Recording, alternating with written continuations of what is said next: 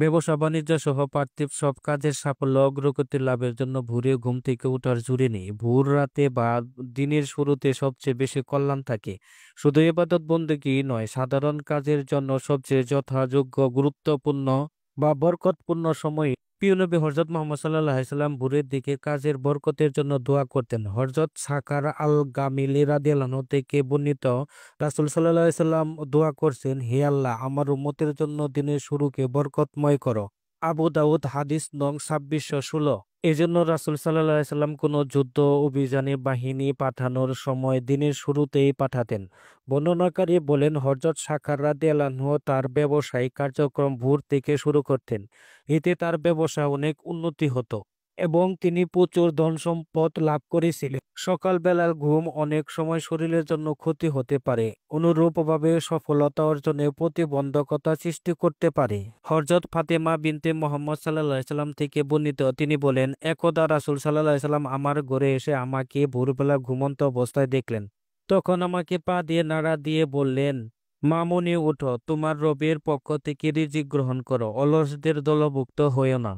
কেননা আল্লাহ শুভেচ্ছা দিক থেকে সূর্যোদয় পর্যন্ত মানুষের মধ্যে রিজিক বন্টন করে থাকেন। সাত সকালে ওঠা মানুষগুলো সবার থেকে ভিন্ন ও কর্মদক্ষ হয়ে থাকে।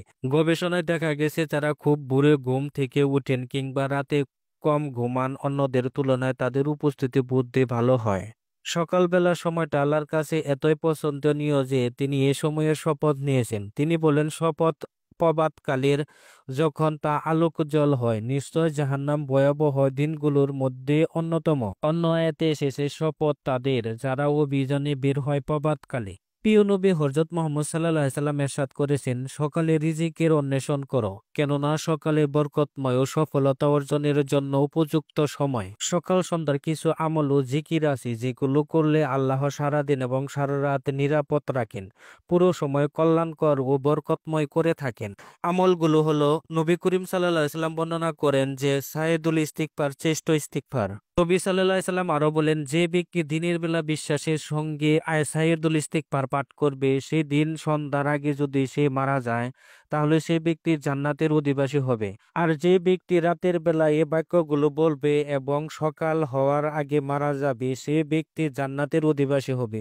আবু হুরায়রা রাদিয়াল্লাহু আনহু থেকে বর্ণিত, রাসূল সাল্লাল্লাহু আলাইহি সাল্লাম বলেছেন, যে ব্যক্তি সকাল সন্ধ্যা 100বার সুবহানাল্লাহি ওয়া বিহামদিহি পড়বে, কিয়ামতের দিন তার চেয়ে উৎকৃষ্ট কিছু কেউ নিয়ে আসতে পারবে না। হযরত আবু হুরায়রা রাদিয়াল্লাহু আনহু বর্ণনা করেন, এক লোক নবী করিম সাল্লাল্লাহু আলাইহি সাল্লাম কাছে এসে বলল, হে আল্লাহর রাসূল, গতকাল রাতে আমাকে একটা বিচ্ছু কামড় দেওয়ায় কি কষ্ট না পেয়েছি।